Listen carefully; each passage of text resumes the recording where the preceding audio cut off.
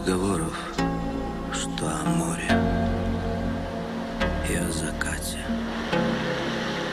Там говорят о том, как чертовски здорово наблюдать за огромным огненным шаром, как он тает в волнах, и еле видимый свет, словно от свечи, горит